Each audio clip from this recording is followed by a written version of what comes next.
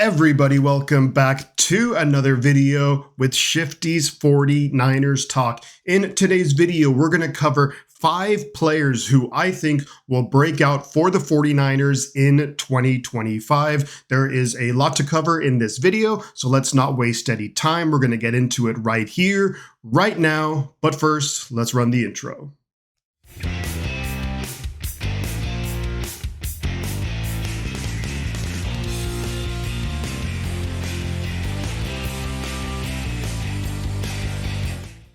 Pretty much every year, teams will have players break out. The 49ers have had this on multiple occasions over the years, and I think this upcoming season will be no different. Here I have 5 players in this video who I think should break out for the 49ers this upcoming season. So let's kick it off. We're going to start on the offensive side of the ball, then we'll move to the defensive side of the ball. So first off, I think the most obvious selection here, it's going to be Ricky Pearsall. So Ricky Pearsall, wide receiver, was the 31st overall pick in 2024 out of Florida. Now, here's the thing. We know what happened last offseason. He had that horrible incident in San Francisco. He thankfully was okay, recovered, and he was able to come back week 7 against the Kansas City Chiefs. Now, when you look at his rookie year, he missed a lot of time, during training camp. He missed a lot of time in terms of preseason, building that rapport with Brock Purdy. So naturally, it was going to take him a while to kind of get settled in,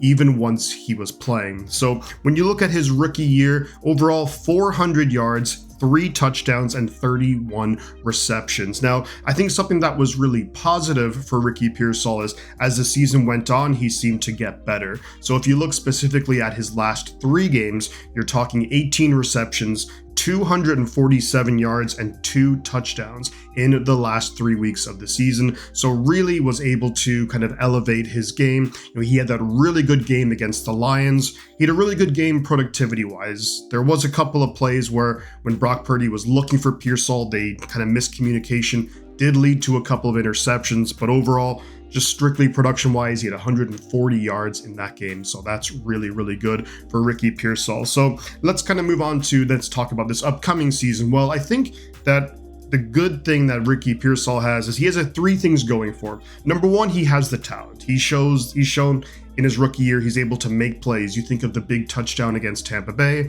the big game against Detroit, also had a really nice touchdown grab against the Cardinals in week 18. Then you think he has the opportunity. Brandon Ayuk, I don't think he's going to be back until maybe week 10. That's my prediction. There's no reports of that, but that's what I think. So he's going to have the targets available to him. Early on in the season, it's going to be a lot of, Pearsall, Jennings, Kittle, McCaffrey being back. But Pearsall will get his fair share of targets and opportunities to really excel in this offense. And the third reason why I think he's going to have a much bigger year and maybe break out onto the scene is because, look, he's having this full offseason. Ricky Pearsall back at practice at training camp with the 49ers. And, getting that rapport. He worked in the offseason with Brock Purdy. So getting on the same page, getting the offense down. The Shanahan offense is notoriously not the easiest to grasp, but, second year in the offense, much more comfortable, be a lot more comfortable where to line up, to go in motion, things like that. So I just like the potential of Ricky Pearsall. So he has everything going for him. He's in an offense where he can succeed. With a quarterback, he's going to have much better rapport. He's going to have the opportunities, and I think he truly does have the talent. If he stays healthy, I expect Ricky Pearsall to have a big year for the 49ers.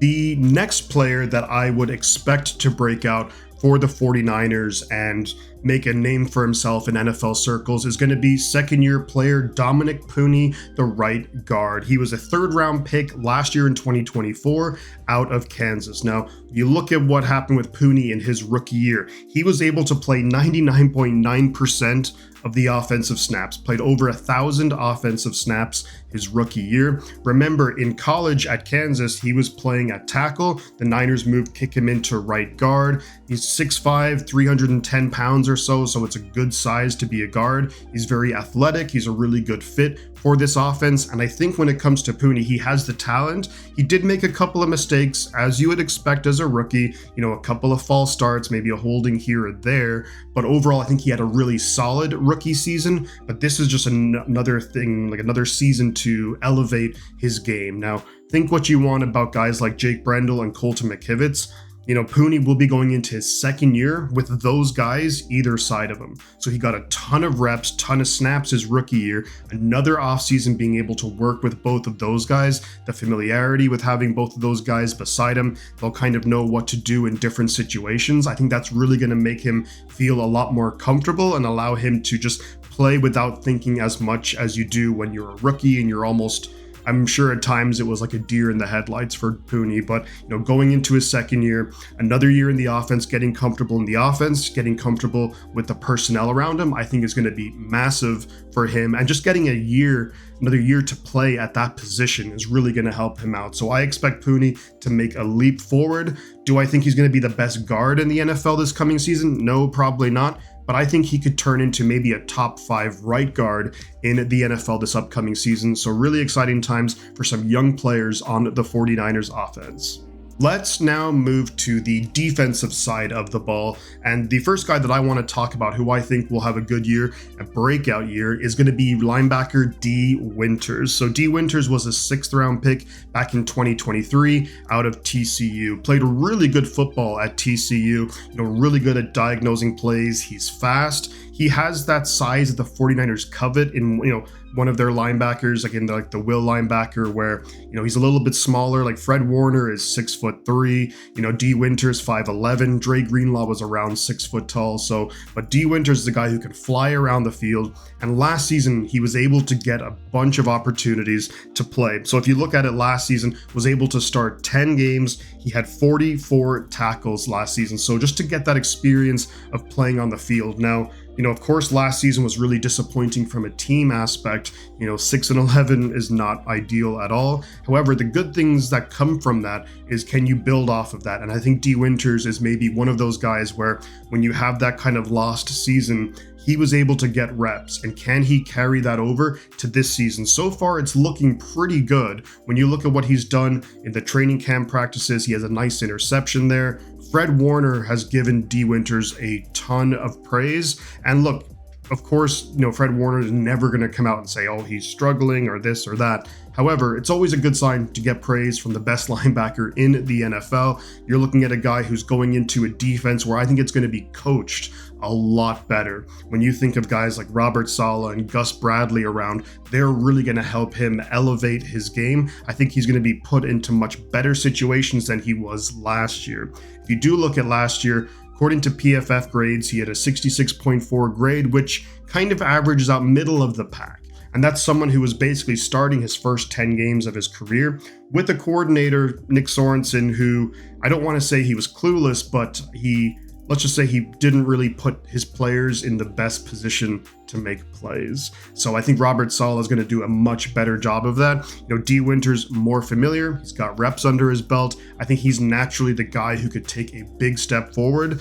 Here's the thing with D. Winters, is that he's going to just have to maintain his confidence, because if you think about it, when it comes to attacking the second level of the defense against the 49ers, you're not going to challenge Fred Warner unless you absolutely have to. So D. Winters is going to be challenged a lot in the run game. He's going to be challenged in the pass game. So can he step up? Training camp and preseason will be big for him. Get the defense down.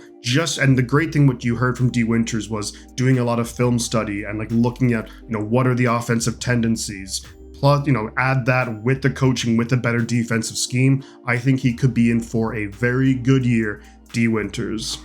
One of my favorite players, quickly emerging as one of my favorite players on the team, is second-year player Renardo Green, the cornerback from Florida State.